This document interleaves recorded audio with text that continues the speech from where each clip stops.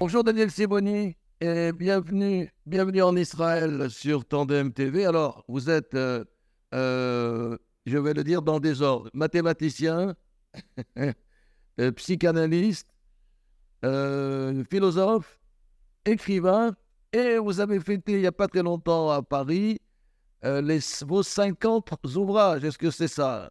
Oui, c'est Bon, ça. À l'Institut, à l'Institut Wiesel qui a fait un superbe colloque là-dessus.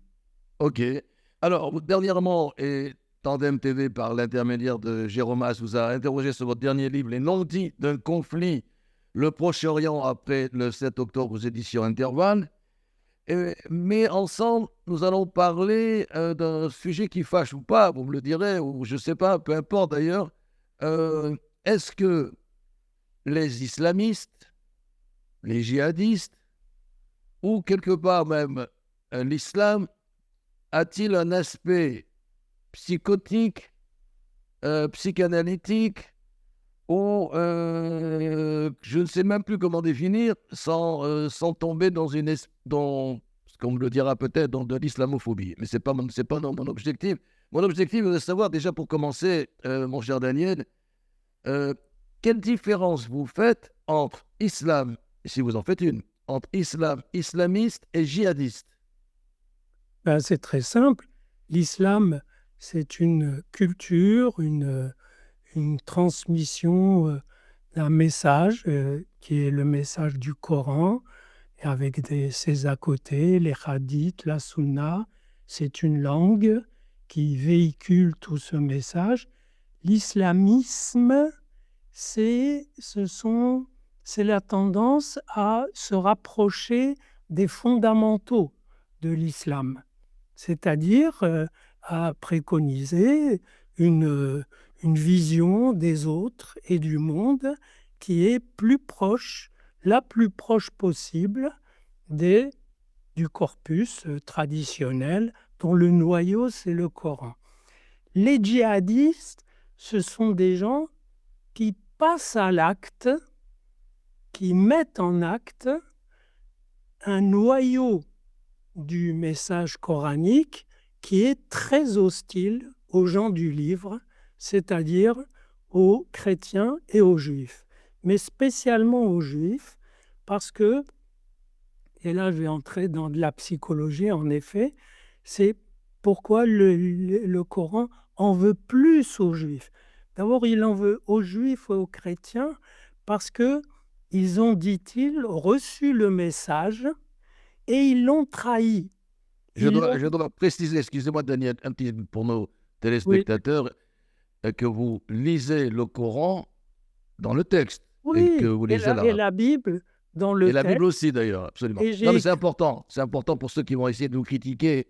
Enfin bref, vous avez j'ai l'habitude. écrit, je vous recommande un petit livre à vos auditeurs qui s'appelle Coran et Bible en questions et réponses. C'est c'est très accessible, 150 pages, où vous voyez le le le traitement textuel qui est très précis, qui est fait par le Coran des contenus bibliques qu'il intègre. Et Alors donc, je vous laisse revenir donc à l'islam et oui, les juifs et en donc, réalité. il en veut plus aux... D'abord, il en veut donc, je l'ai dit, aux gens du livre, parce qu'ils ont reçu le message divin, le message euh, du Dieu biblique, mais que, contrairement à leurs ancêtres, Abraham, Isaac, Jacob, Moïse, Jésus, David, etc., qui, eux, sont musulmans dans le Coran. Pourquoi? Parce qu'ils sont soumis à Dieu et qu'en arabe, soumis à Dieu, ça se dit muslim, c'est-à-dire musulman. Donc, les autres, dont vous et moi, qui n'ont pas suivi leurs ancêtres et ne se sont pas islamisés, sont des quoi? Les Des, dhimmi. des Ah ouais, des infidèles. infidèles. Oui, absolument. Des Ok. infidèles. On est dans l'infidélité au message. Donc, il leur en veut pour ça et il accentue l'accusation, surtout sur les Juifs, puisque c'est surtout aux Juifs qu'il a le plus emprunté. Il n'emprunte pas grand-chose aux évangiles, sinon pour dire que Myriam, que Marie était quelqu'un de sublime, que Jésus est un prophète, etc. Mais il n'y a pas d'emprunt textuel important. Tandis que à la Torah et à l'Ancien Testament, il emprunte beaucoup. Et c'est là qu'intervient un élément psychologique que moi j'ai développé, que j'appelle le complexe du second premier. Oula, Je vais vous l'expliquer, c'est très clair. Dans une transmission symbolique, par exemple la transmission du message d'Abraham, dans une transmission symbolique, quand celui qui vient en second veut non seulement virer le premier et prendre sa place, mais veut avoir été à sa place. À ce moment-là, il y a un blocage, parce que c'est difficile d'avoir été à sa place, puisque c'est une opération sur le temps. Rien n'empêchera le premier d'avoir été le premier. bien sûr. Donc, il y a ce complexe du second qui veut être premier et qui veut englober tout ce qui le précède, et c'est l'effort que fait le Coran. C'est pourquoi, si vous prenez un taxi à New York et que le conducteur est pakistanais, il va vous expliquer, mais pourquoi tu ne te convertis pas à l'islam? Ça m'est arrivé plusieurs fois, puisque l'islam, il englobe tout. Il englobe tout ce qu'il y avait avant. Alors vous pouvez lui dire, justement, c'est d'ailleurs ce que le Coran dit que les Juifs lui ont dit, les Juifs d'Arabie, qui lui ont dit, quand il leur a proposé de devenir musulmans, ils lui ont dit, mais ce que tu nous apportes, on l'a déjà. Donc on est premier, on t'a précédé. Et ça, c'est ce qu'il n'a pas supporté, donc il les maudit. Et quand j'ai intitulé mon livre sur le Proche-Orient après le 7 octobre, quand je l'ai Les non-dits. intitulé Les non-dits d'un conflit, voilà, je vous montre le livre.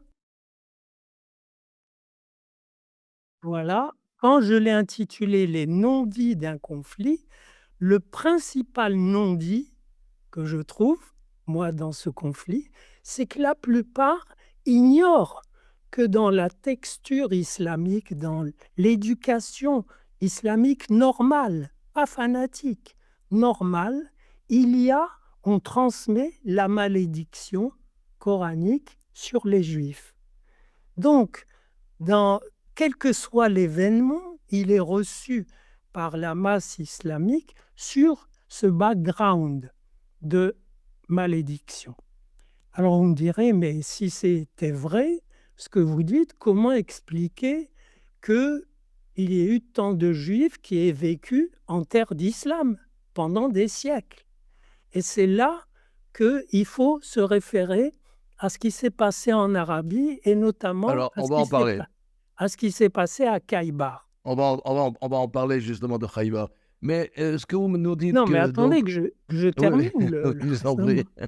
Et il faut revenir à ce qui s'est passé. C'est que Mohammed, après avoir liquidé les tribus juives de Médine, au bout de quelque temps, il est allé attaquer la dernière oasis juive qui était à Khaïbar. Il les a massacrés, mais les rescapés lui ont dit: tu nous épargnes et on te paye un impôt. Et on se courbera, on acceptera l'humiliation. Et il a inscrit dans le Coran même qu'ils seront en effet épargnés s'ils payent l'impôt, qu'on appelle la jizya, et s'ils acceptent l'humiliation. Et figurez-vous que c'est grâce à ce statut humiliant obtenu de haute lutte par les rescapés moribonds de Khaïbar, c'est grâce à ce statut humiliant que les Juifs des pays arabo-musulmans, ont vécu relativement protégés. Ils étaient protégés par la loi islamique. Et vous comprenez, vous pourriez me dire: «Mais tout ça, c'est médiéval, c'est vieux et cetera». Pas du tout. Quand le Hamas attaque les kibboutz du sud d'Israël, c'est la première fois que des musulmans armés se trouvent face à des juifs non protégés par la loi islamique. Parce que les juifs du kibboutz, de Bien sûr que non. Nir-Oz et cetera, c'est pas des dhimmis. Les dhimmis, ce sont ceux qui sont protégés par la loi islamique des exactions du pouvoir islamique. Donc c'est un petit peu pervers, mais ça a pas mal fonctionné malgré des massacres, malgré un statut humiliant, malgré tout ce qu'on veut, mais ils ont survécu. On a survécu en terre d'islam. Tandis que les juifs d'Israël, c'est de la viande offerte aux épées, si je puis dire, aux fusils, aux armes du Hamas, avec, qui peut s'en donner à cœur joie parce que ces juifs ne sont pas du tout protégés. Ils sont livrés, je dirais, tels qu'ils sont. Et évidemment, ils ont payé cher le fait que leur chère armée n'a pas n'a pas prévu, n'a pas cru, encore une affaire de croyance, n'a pas cru que le Hamas pouvait prendre Israël par surprise, moyennant quoi, non seulement il a pris Israël par surprise, mais Israël lui a fourni les conditions même de la surprise, en vidant le terrain. Donc, et c'est très important ce qu'on a en tête, ce qu'on croit. Vous croyez que le Hamas ne va pas faire ça? Très bien, mais ce n'est pas une croyance légère. Si vous croyez ça, vous vous conduisez comme l'ont fait les militaires israéliens qui ont évacué les lieux, qui n'ont rien gardé du tout, etc. C'est-à-dire, vous créez vous-même les conditions de votre croyance et vous la rendez réelle, vous la rendez vraie, alors qu'elle était une pure supputation. Oui, on ne pense pas que le Hamas nous prendra par surprise. Ah si, moi je pense que oui. Mais c'est pas de ça qu'il s'agit, c'est que si vous avez cru qu'il ne pouvait pas, inconsciemment, vous vous êtes mis à lui créer les conditions qui ont été les siennes. Mais je reviens donc à j'espère que c'est clair maintenant pour vous, islam, islamisme et Et djihadiste. Et djihadisme. djihadisme, absolument. Les djihadistes, si vous voulez, les islamistes sont les plus proches des racines de l'islam, mais les djihadistes, imaginez comme les racines d'un arbre, sont ceux qui mangent les racines de l'islam, qui se nourrissent avec ces racines et avec leur partie la plus agressive. Alors, il faut aussi d'emblée apporter une énorme nuance, c'est que si on dit ça, si on dit qu'il y a une malédiction coranique envers les juifs, on va croire que tous les musulmans partagent cette idée, passent leur journée à murmurer des malédictions envers les juifs, ce qui est totalement faux. Moi j'ai fait une théorie que j'appelle la théorie du dégradé. C'est-à-dire, imaginez la ligne radicale avec plein de racines qui sont arrosées, soignées, bichonnées par les intégristes, qui sont consommées par les djihadistes. Et puis, vous vous éloignez un peu, vous avez un islam plus calme, mais rigoureux, qui ne voit pas, qui dit bon, ben, il y a la réalité, il faut faire avec. Vous vous éloignez encore un peu et vous avez des gens, des musulmans, qui disent, vous savez, moi, j'ai rien à voir avec tout ça. Moi, ma religion, c'est la charité, la bonté, le pèlerinage et l'aumône. Un point, c'est tout. Et c'est la vérité. Sauf que, Simplement. sauf que les derniers, on ne les entend pas. Justement, parce que en période de crise, là je vous ai distingué 4 couches, en période de crise, il y a une union implicite des 4 couches qui OK. font que même la couche la plus modérée, ce qu'elle peut faire de mieux, c'est se taire. Mais la partie intermédiaire, par exemple, qui est semi-modérée, mais pas trop, qui est déjà proche des racines, c'est là, quand les Juifs sont massacrés, elle dit: «Bon sang, il y a une de nos équipes qui a marqué ce point-là, qui est un point qu'on se transmet depuis des siècles, à savoir la malédiction sur les Juifs». Donc on l'applaudit et vous avez toutes les manifestations qu'il y a eu depuis la Malaisie jusqu'à l'université de Columbia, et cetera. Mais alors, est-ce qu'on peut appeler cette couche de djihadistes, enfin, beaucoup les appellent des fous de Dieu. Est-ce qu'ils sont en proie à des bouffées délirantes ou pas? Puisqu'on revient à au côté folie de ces personnes. Non, je ne crois pas. Je crois, si vous voulez, prenons un exemple, prenons l'Allemagne nazie. L'Allemagne nazie, et on peut dire qu'elle a voté massivement pour Hitler. Elle connaissait son programme, il l'avait écrit des années avant, et il n'a rien caché. Donc vous pouvez dire: «Mais ils sont devenus fous».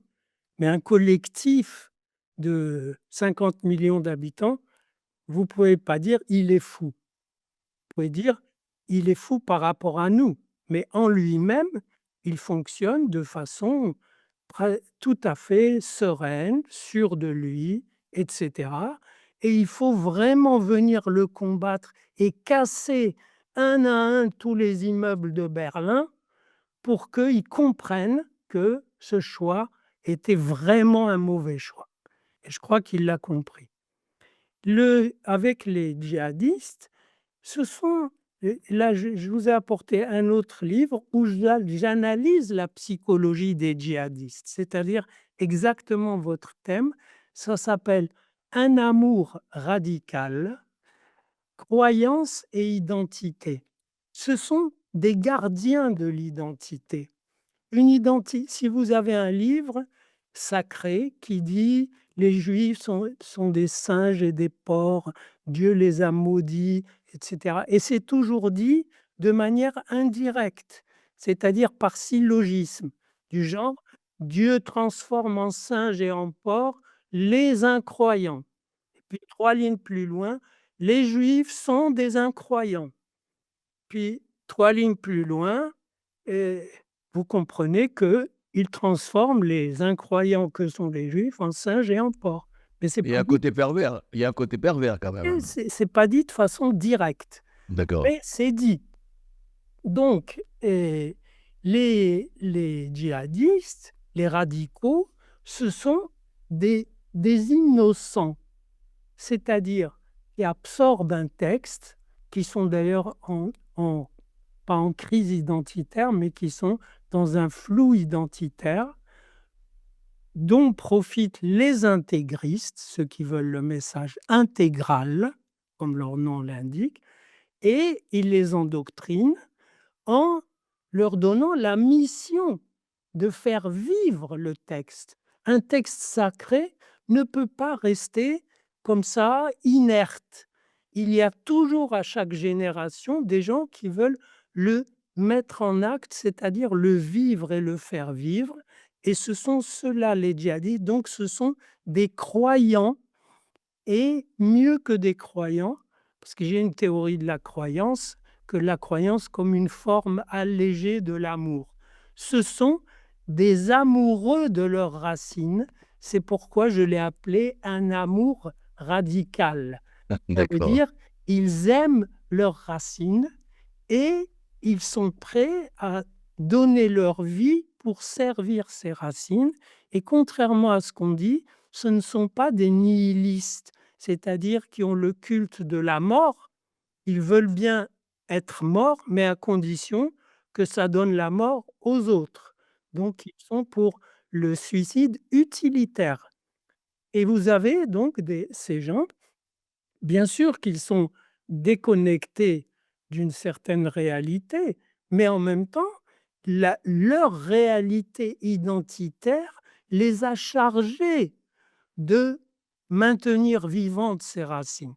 Et maintenant, si vous regardez les choses globalement, regardez le monde arabo-musulman, très vaste, regardez le monde arabe, regardez les événements historiques, ne serait-ce que depuis 47, et vous voyez que subrepticement, tout doucement, la masse du monde arabe a comme missionné les Palestiniens, les Arabes de Palestine, puisqu'ils sont les plus proches des Juifs, de mener le djihad envers les Juifs. C'est-à-dire que ces pauvres Palestiniens, et pour moi c'est ça leur vrai drame, c'est que alors que en, en juin, et une semaine après le 6 juin 67, quand Israël leur a offert la Cisjordanie et Gaza en échange de la paix, eux, ça les aurait peut-être arrangés, mais la Ligue arabe leur a interdit de parler avec Israël. En 73 aussi. Donc chaque fois qu'il y avait une opportunité pour qu'ils aient un territoire décent et qu'ils vivent là de façon autonome en attendant que ça devienne un État, eh bien, la pression idéologique, même des masses arabes modérées, c'est là qu'il y a aussi une hypocrisie. Des gens peuvent être modérés, bien carrés sur leur fauteuil, entourés de tapis, etc., dans le confort le plus absolu, que ce soit à Doha ou à Rabat ou ailleurs, mais la cause que défendent les Arabes de Palestine est sacrée parce que c'est la cause du djihad, c'est-à-dire du noyau idéologique du Coran. Donc, en fait, vous rejoignez quelque part, je dirais, les principaux psychiatres en France, qui avaient sorti d'ailleurs il y a quelque temps un rapport, finalement, que contrairement à ce que croit la police ou les renseignements, quand ceux-là, ces derniers disent que 20% des gens qui sont arrêtés ont des troubles psychiatriques, les psychiatres disent: ah non, non, non, il n'y en a pas 20%, il y en a que peut-être au maximum que 8%, peut-être ont-ils des troubles psychotiques ou certaines formes de schizophrénie. Vous êtes d'accord avec ça? Et en un sens, oui, mais j'irai plus loin. C'est que n'importe qui d'entre nous, vous savez, si on vous prend, vous ou un de vos copains, on examine, on trouvera des noyaux psychotisables, mais qui ne se déclenchent pas. Vous savez, tout comme on est porteur de tas de virus dormants, on est porteur de certains points d'affolement, voire de folie, mais qui sont dormants. Et on comprend que dans l'acte d'un attentat, c'est pas rien quand même de sauter sur un type par derrière avec un couteau pour le tuer, ça vous met dans un état psychophysique assez critique. Donc c'est normal que s'ils ont des noyaux pathologiques, ça se déclare. Mais ce n'est pas ça qui les fait agir. C'est ça le point important. Ce qui les fait agir, ce qui a fait agir l'assassin de, de Sarah Halimi, pardon, l'assassin de Sarah Halimi, et on a retrouvé d'ailleurs une vidéo enregistrée par un voisin où le type, le tueur, Traoré, l'a copieusement insulté avec des insultes purement antisémites avant de la défenestrer. C'est-à-dire que on peut reconstituer maintenant la dynamique qu'il a eue. C'est un type, bon, fragile comme, il peut y en avoir puisqu'il a besoin de beaucoup fumer pour, se stabiliser. Donc c'est un type qui a été en prison, donc il a reçu une piqûre de rappel islamiste assez intense et il arrive, il voit cette juive qu'il fréquentait régulièrement, il dit: «Mais il en a marre! Mais qui?» Ses compagnons de prison, eux, islamistes, lui ont dit: «Mais tu aimes cette juive? C'est ta voisine, vous êtes en bon terme, mais qui es-tu? Qui es-tu?» est-ce que tu es encore un musulman? Donc, il retrouve ses racines et il les exprime, il les exhale, c'est-à-dire il maudit, c'est ça une insulte, c'est une malédiction. Il maudit cette personne copieusement et après, auto-excité par son propre élan, il la prend, il la jette. Et là, c'est une erreur quasi perverse de dire: «Eh bien, vous voyez, il était comme il était sous le coup de la drogue», enfin, il avait fumé, quoi. Comme il était sous le coup de de son shit, eh ben, ça l'a entraîné à un acte fou. Pas du tout. Il était dans la logique de cet acte pieux. Il a fait un acte pieux, puis il a été poussé vers une piété supérieure avec forcément une dimension qui excède la réalité ordinaire, mais qui dans sa réalité à lui, avec son cadrage islamiste, est tout à fait raisonnable. Donc la piété, ou les piétistes de l'islam, on ne peut pas les considérer comme fous, même si, on va dire, à l'origine, il y a cette espèce de péché originel dont on a parlé tout à l'heure, qui est Khaïbar. Moi, je vois quand même quelque part, en tous les cas, et tout au long de l'histoire de l'islam par rapport aux juifs, hein, une espèce de bouffée délirante continue. Mais c'est pas ce que vous dites. Et je vous répète, c'est à partir d'un certain vous pourriez dire: «Attendez, qu'est-ce que c'est qu'une culture qui transmet de génération en génération la haine et la malédiction d'un petit peuple?» Vous pourriez poser la question froidement, tranquillement. Ça veut dire quoi? C'est un truc circonstanciel, médiéval. Comment se fait-il que ça se transmette comme ça? Mais ça se transmet parce que c'est en réalité, si vous examinez la structure logique de cette construction, le mal et le Coran a construit une identité parfaite. Alors vous me dites: «Mais où est la faille?» Nous, on a une faille, n'importe qui a des failles. Mais là, c'est une identité parfaite. La faille, ce sont les autres et parmi les autres, c'est spécialement les juifs. Donc si vous construisez une identité symbolique parfaite où la faille, c'est les autres, ben déjà, on peut se poser des questions sur la stabilité psychique de ça. Mais comme c'est le propre de toute une culture, Oui, d'1,5 milliard de gens, vous ne pouvez pas dire: «C'est des fous». C'est une culture je comprends. dont le pivot, qui est comme une pyramide, il y a une œuvre d'art de Newman au musée de New York, au MoMA, qui Au est moment. c'est une pyramide qui est Oui, posée sur son sommet à l'envers. oui, absolument, à l'envers, pyramide à l'envers, oui. Voilà, c'est une très belle œuvre. Et ben, c'est ça. Le point, le pivot sur lequel c'est posé, c'est la Bible. En tant que la Bible doit en fait revenir au Coran si elle est bien lue.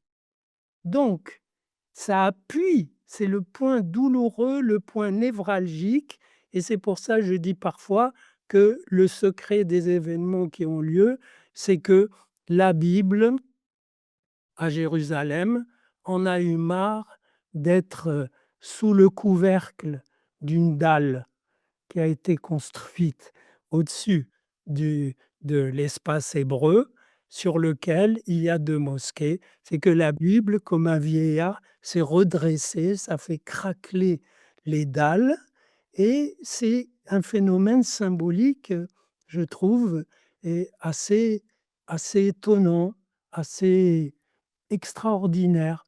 Un texte qui a été donné dans cet espace comme fini, comme achevé. Il a été achevé par le christianisme. Jésus est venu, il nous a tous sauvés. On n'est plus coupable, moyennant quoi les chrétiens sont élevés dans la culpabilité. On se demande pourquoi.